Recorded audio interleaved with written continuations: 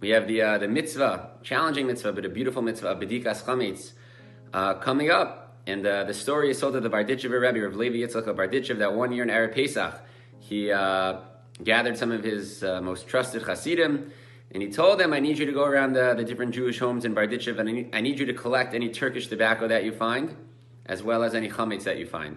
And they're very confused. Stam was a little bit of a random request, but anyways, they said, not going to find either of those. Turkish tobacco is outlawed. Russia was at war with Turkey, so it's illegal. And chametz is Erev Pesach. Who's going to have chametz in their house? But the Rebbe persisted. He said, please, go and do this for me, see what you find. All right, so the Hasidim went, and a couple hours later, they come back, and he said, what'd you find? And sure enough, they haul in a few boxes worth of this, the contraband Turkish tobacco. And he said, okay, good. What about the chametz? He said, we didn't find any chametz. It's Erev Pesach. Nobody has chametz on them.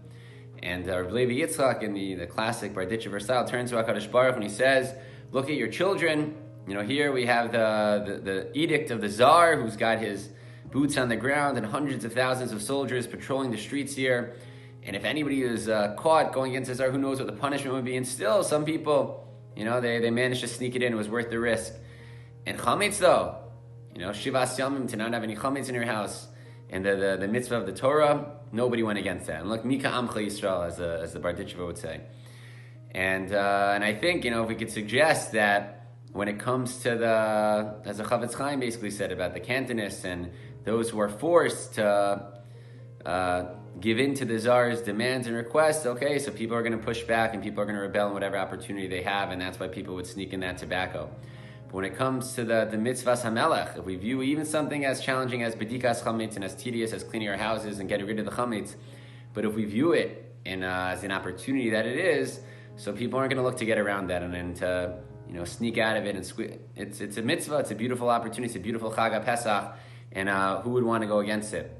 So in Rav Biederman's Haggadah, he has a beautiful insight. He says, why is that the Russia is so bitter and so angry on Pesach? Meilan, Yom Kippur, Tisha B'Av, whatever. There's some hard holidays, the fasting, whatever. Pesach, it's a wonderful holiday. What's he so upset about? It's a nice time, family, vacation, get to eat a lot. So he said maybe this Russia, he saw what was going on in the home, and there was a lot of tension and kas and revolving around the bedika and the cleaning for Pesach and kashering everything. Shouldn't be that way. It shouldn't be like an edict of the Tsar, get rid of the tobacco. It should be to recognize the depth of the whole Chag Pesach and the mitzvah bedikas chametz, and we should do it with simcha and hopefully be zocha to an unbelievable and incredible Chag Pesach.